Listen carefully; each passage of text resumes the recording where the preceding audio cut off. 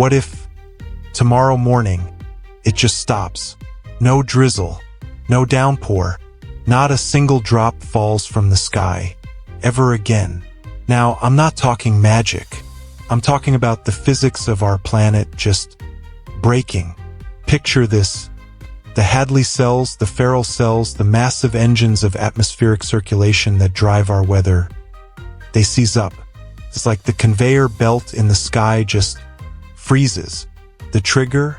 Scientists are still arguing about it. Some say a chain reaction from a supervolcano's ash veil tipping the climate past a point of no return. Others whisper about a freak solar event disrupting something fundamental. The why is a mystery, but the what is terrifyingly simple. The global humidity pump fails.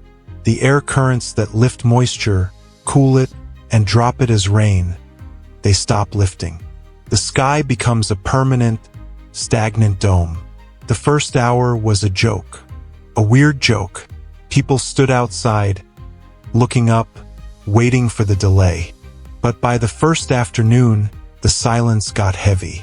No forecast could explain it. Every radar on the planet showed the same thing. A terrifying, uniform stillness. No blobs of green or yellow, just blue. The internet obviously melted down, but the real gut punch was the feeling in the air. It felt empty, thin. The weight of a coming storm was gone.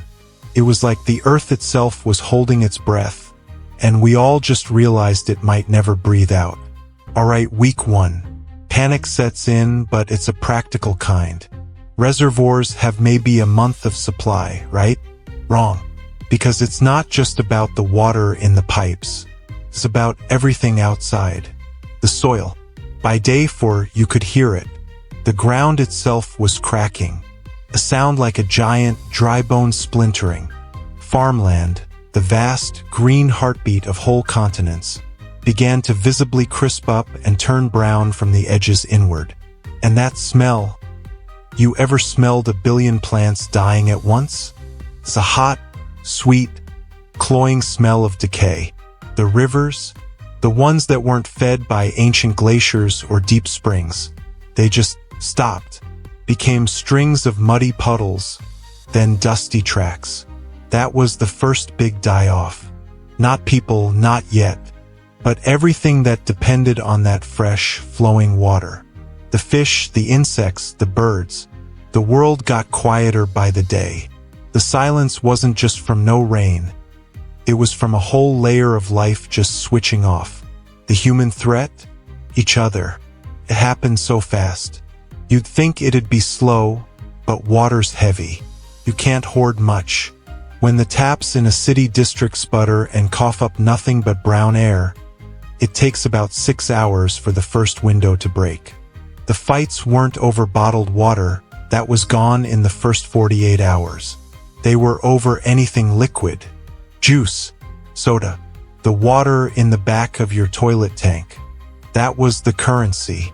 Law enforcement, they were people with families, too. They just dissolved. The grid started flickering because the thermoelectric power plants, the ones cooled by river water, they had to shut down or melt. So now you've got no water and the lights are going out. That's when the real shape of the world showed itself. It wasn't about nations anymore. It was about who controlled a well. A spring. Month 1. The survivors are now in 2 categories. The hunters and the hoarders. The hoarders are holed up in fortified places, hospitals with backup generators, data centers with their own wells, trying to make their last 1,000 liters last 1,000 years. They're not gonna make it. The hunters, they're the new pioneers. And their map is a geological survey. They're drilling not for oil but for the fossil water, the ancient, trapped aquifers deep underground. They're setting up massive, sprawling dew farms in valleys. Acres of special mesh that catch the minuscule moisture in the cold night air. And the coasts, well, the coasts became the new capital. The sound of the ocean became a constant taunt. All that water, useless unless you have the Godzilla of all energy bills to desalinate it. So you see these jury-rigged monstrosities rising, fields of mirrors focusing sunlight to boil seawater, shaky offshore rigs hooked to nuclear-powered military ships that now do nothing but make freshwater. The unexpected advantage? We became minimalists, absolute masters of recycling. Your sweat, your breath, your waste, it all goes into a closed-loop system. A human body is 60% water, and we learned to keep it all in the loop. We distilled it from the air we exhaled. We filtered it from every other process. The brutal truth we discovered? In the old world, a single flush of a toilet used more clean water than a person in this new world might see in a week. The waste was staggering. Felt almost criminal to remember it. 1 year in, the Earth is a different color. From space, it's just beige and blue. The great green belts are gone. The new forests are forests of piping and condensation towers. The communities that survived are tight, silent, and efficient. You don't talk much. Talking makes you thirsty. Your value is what you know how to fix or what you can carry. And there are new rules. They're not written down. You just know them. You never walk in the sun if you can help it. You cover every inch of skin. You measure your sweat. Your entire life is a calculation of input and output. The dream isn't wealth, or love, or adventure. The dream is the memory of the feeling of being careless, of being wet. 10 years later, the sky is a clear, perfect, and utterly terrifying shade of blue. Always, humanity exists in archipelagos of survival. There's no wilderness between us anymore. There's just the deadlands. We travel between our sealed, humidified bastions in covered vehicles, like astronauts on a hostile planet, which I guess we are. We tinker with the weather, but not with clouds. With moisture, we've become a civilization of plumbers and atmospheric chemists, desperately trying to wring a few more liters out of a dry system. We learned to survive. Absolutely. We engineered our way out of total extinction.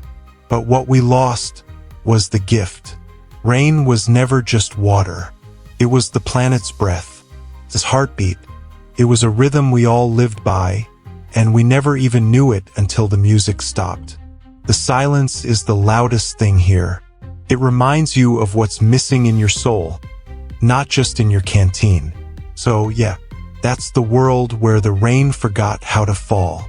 Makes you look up at those gray clouds outside with a little more gratitude, I hope. If your sky went quiet tomorrow, what's the first thing you'd try to save?